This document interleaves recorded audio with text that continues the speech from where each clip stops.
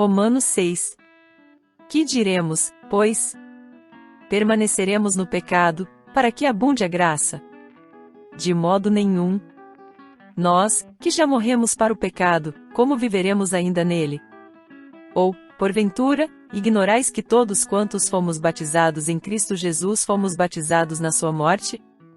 Fomos, pois, sepultados com ele pelo batismo na morte, para que, como Cristo foi ressuscitado dentre os mortos pela glória do Pai, assim andemos nós também em novidade de vida.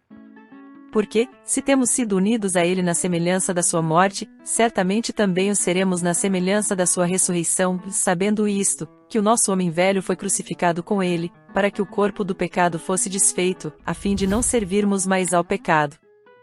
Pois quem está morto está justificado do pecado.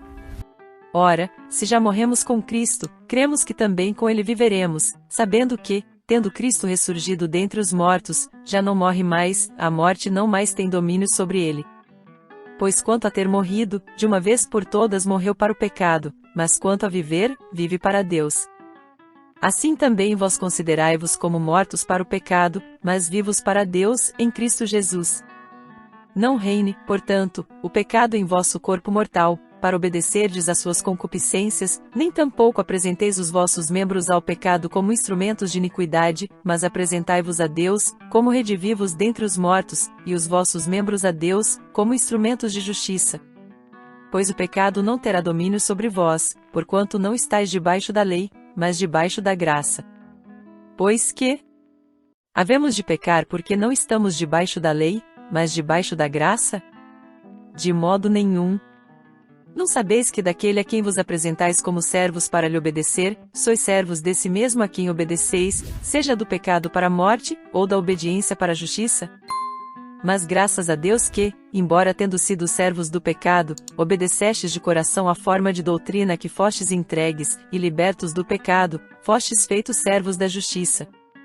Falo como homem, por causa da fraqueza da vossa carne. Pois assim como apresentastes os vossos membros como servos da impureza e da iniquidade para iniquidade, assim apresentai agora os vossos membros como servos da justiça para a santificação. Porque, quando éreis servos do pecado, estáveis livres em relação à justiça. E que fruto tinhais então das coisas de que agora vos envergonhais? Pois o fim delas é a morte.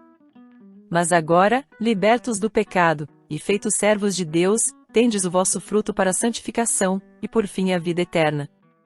Porque o salário do pecado é a morte, mas o dom gratuito de Deus é a vida eterna em Cristo Jesus nosso Senhor.